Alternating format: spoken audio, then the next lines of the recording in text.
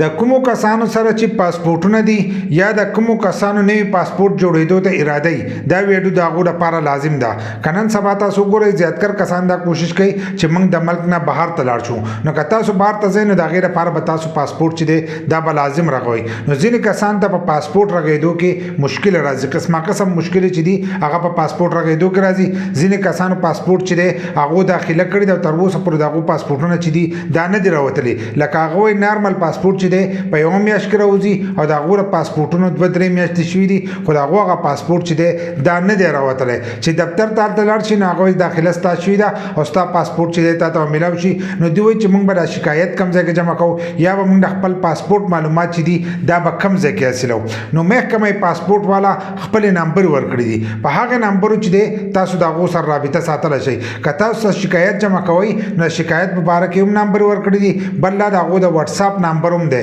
په واتساپ سره هم تاسو د خپل پاسپورټ معلومات چې دي دا حاصلولی شئ که تاسو ته په پاسپورټ کې هر قسمه مشکل راځي نو د هغو سره په واتساپ باندې چې دی رابطه ساتلی شئ نو تاسو ته به هغه مکمل معلومات چې دي هغه به تاسو له درکوي نو هغه کومې نمبرې دي هلته په دې ویډیو کې د هغې لپاره چې دی ویډیو به پوره ګورئ یو لایک شیر کمنټ چې دی ویډیو له به لازم ورکوئ بل لا دا ویډیو مخکې شیر کړئ چې نورو کسان ته ور ورسي ځکه د هر یو کس سره پاسپورټ او په پاسپورټ کې قسمه قسم مشکلې چې دي هغو ته راځي او نن سبا خو زیاتکر کسان ته دا مشکل ده چې د هغو پاسپورټ چې دی هغه په ټایم باندې نه راوځي نو د هغو خو زیاتکر دې نمبرو ته چې دی ضرورت پر راځي ځکه چې د دې په باره کې به د هغو تپوس کوي چې زموږ پاسپورټ چې دی دا د څه د وجې نه چې دی دومره لیټ شو نو د هغې لپاره دا نمبرې چې دي دا د ځان سره ولیکئ د ټلیفون نمبرې چې کومې دي نو دا 2 نمبرې دي په هغې کې دی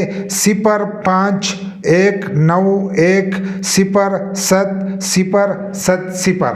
دا یو نمبر شو په دې نمبر چې دی تاسو سره رابطه ساتلی شئ بل ټلیفون نمبر چې دی هغه بیا هم دغه دی 051 ته دی کوډ دی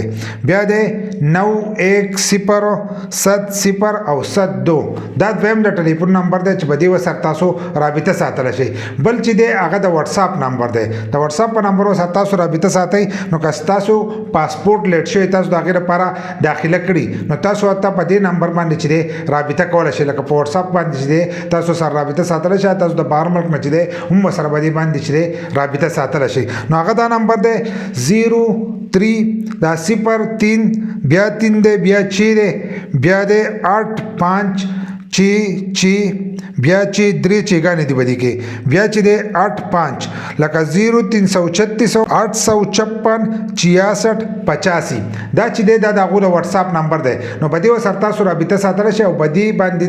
تاسو د خپل پاسپورټ په باره کې تپوس کولی شئ چې زموږ پاسپورټ چې دی دا د څه د وجې نه لیټ شو نو که تاسو په بهر ملک کې نو هم د واتساپ په دې نمبر چې دی تاسو د هغو سره رابطه ساتلی شئ او د له پاسه چې دی په دې تاسو خپل شکایت چې دی هغه تاسو جمع کولی شئ نو دا د هغو له طرفه دا نمبر چې دی دا ورکړی شوي دي نو دا نمبر چې دی دا ځان سره سیو کړئ بل دا ویډیو هم د ځان سره سیو کړئ ځکه زیاتکر کسانو ته چې دی بیا دا نمبر چې دی دا تیری شي یا د موبایل نه ختم شي نو ویډیو چې دا هغه مخکې شیر هم کړئ او د ځان سره سیو کړئ نو که هر کله ستاسو ضرورت راځي د پاسپورټ په باره کې نو په دې نمبرو چې دی تاسو د هغو سره رابطه ساتلی شئ